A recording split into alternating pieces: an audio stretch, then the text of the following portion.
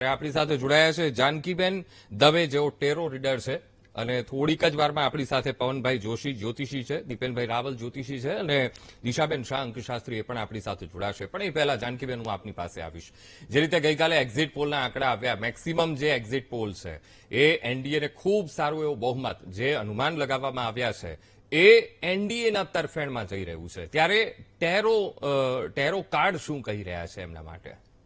વેલ, ટેરો card specifically એનડીએને support કરી રહ્યા છે. બીજેપીની સીટ્સથી 350 પ્લસ જવાની શક્યતા બતાવી રહ્યું છે. નરેન્દ્ર મોદીની 100% વિક્ટરીના ચાન્સીસ બતાવે છે. પોઈન્ટ એ છે, બધા કે છે 400 પ્લસ એ એક હાઇપ છે કે ખોટી વાત છે, ભ્રમ છે.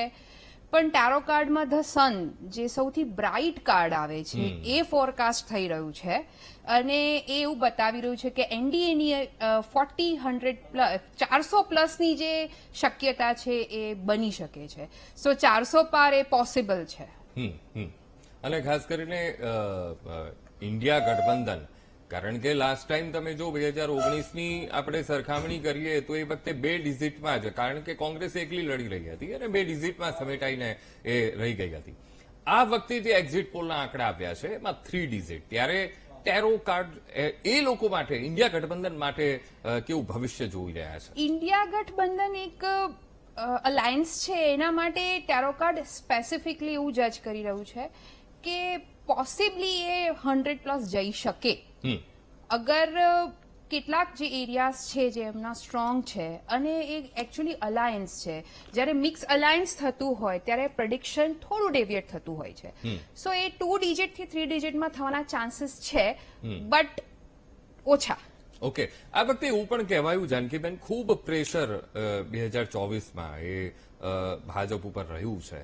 ત્યારે ખાસ કરીને પ્રશ્નો પણ ઉભા થયા હતા જે તે સમયે કે કેવી રીતે આગળની રણનીતિ નક્કી કરવી, અને 400 પાર, એ 400 પારમાં પણ ઘણા બધા એ પ્રેશરમાં, કારણ કે સામે વિપક્ષને પ્રેશરમાં લાવવામાં એ લોકો પોતે પણ એ ક્યાંક ને ક્યાંક એ પ્રેશર અનુભવતા હતા. ત્યારે એમાં ટેરો કાર્ડમાં જે સનનું કાર્ડ ખુલ્યું છે, એ સિવાયના કયા કાર્ડ એ લોકો માટે ખુલ્યા છે કે જે આગામી સમયમાં એમને સત્તા સુધી દોરી જાય? એકચ્યુઅલી 2 ઓફ પેન્ટાકલ્સનું કાર્ડ આવેલું છે, જે એમને એબ્યુડન્સ, ટુ મચ ફાઇનાન્શિયલ સપોર્ટનું કાર્ડ બતાવી રહ્યું છે અને એમના ફાઇનાન્શિયલ પ્રોસ્પેક્ટિવ્સને બી બતાવે છે કે અગર આ સત્તામાં આવી, એનડીએ ફરીથી સત્તામાં આવી, તો એમનું મેઇન ફોકસ રહેશે કેવી રીતે ફાઇનાન્શિયલ ગ્રોથ કરવો કન્ટ્રીનો. અને ઓબ્વિયસલી પોતાના પાર્ટી છે કે પોતાના પાર્ટીના લીડર્સ છે, એ લોકોને બી કેવી રીતે આગળ ગ્રો કરાવવા, એ એમનો મેઇન એજન્ડા રહેશે. ફાઇનાન્શિયલ ગ્રોથ એમનો મેઇન આસ્પેક્ટ રહેવામાં આવશે. સેકન્ડ પોઈન્ટ છે એમનો ક્વીન ઓફ સ્વોર્ડ આવી રહ્યું છે, જે બીજું બહુ સુપર કાર્ડ આવી રહ્યું છે ટેરો કાર્ડનું. એનડીએ એક બીજો ફોકસ કરશે મહિલા મુદ્દાઓ પર. અચ્છા, ઓકે, એટલે એ ફેમિનાઇન એનર્જીને ખૂબ જ પ્રમોટ કરવાના પ્લાનિંગમાં છે. સો ઇટ્સ ગુડ ન્યૂઝ કે ઇન્ડિયાની મહિલાઓ માટે એ લોકો નવી યોજનાઓ પણ લાવશે, સાથે મહિલાઓ કેવી રીતે એમ્પાવર થાય એના પર એમનું ફોકસ રહેશે. અને આ જે એમનું યુનિયન થયું છે અત્યાર સુધી, એનડીએ 400 પ્લસ, એની અંદર પણ ફાઇનાન્શિયલ પાવર અને મહિલા પાવર એ પણ ખૂબ મોટો રોલ ભજવ્યો છે. એ પોસિબલી છે.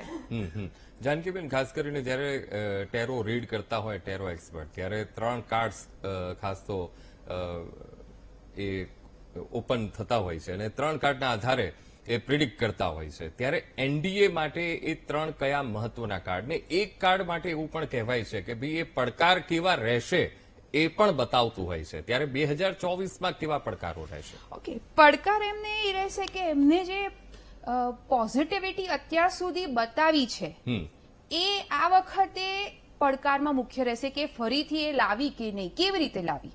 કારણ કે એકલા નરેન્દ્ર મોદીજી છે, એમની પોઝિટિવિટીથી તો આખું એનડીએ ચાલવાનું નથી. તો સૌથી મોટો પડકાર એ રહેશે કે આ વિનિંગ આવી રહ્યું છે, તો એ વિનિંગ પછી એ એનર્જી સસ્ટેન થશે કે કેમ, ધેટ ઇઝ ધ ક્વેશ્ચન. બીજો ક્વેશ્ચન એ આવી રહ્યો છે, મેજર ચેલેન્જ કહી શકાય, કે એ જે સીટ અલોટ કરવાના પ્લાનિંગ કરી રહ્યા છે, એ સીટ અલોકેશનમાં બી એમને મુશ્કેલી આવી શકે. કારણ કે આજે ઘણું સારું કન્ટ્રીબ્યુશન આપ્યું છે, પણ ઘણા નવા ઉભરતા કાર્યકર્તા છે, જેને કારણે ઘણી જગ્યાએ નવી વિનિંગ જોવા મળશે, નવા ચહેરા આવશે, અને ક્યાંક મહિલાઓને આગળ કરવામાં આવશે, ત્યાં બીજી બાજુ પણ પ્રોબ્લેમ્સ ક્રિએટ થઈ શકશે એટલે આ મુખ્ય પડકારો એ લોકો જોઈ શકે. સીટ અલોકેશન, કોને કોઈ ડિપાર્ટમેન્ટ આપવું. બીજો મેજર પડકાર જે બતાવી રહ્યું છે કે એમને કેટલાક એક્ઝિક્યુશન કરવા છે. હજુ એ અત્યાર સુધીના લાસ્ટ 5 વર્ષની અંદર ઘણા બધા મોટા મોટા કાર્ય કર્યા છે.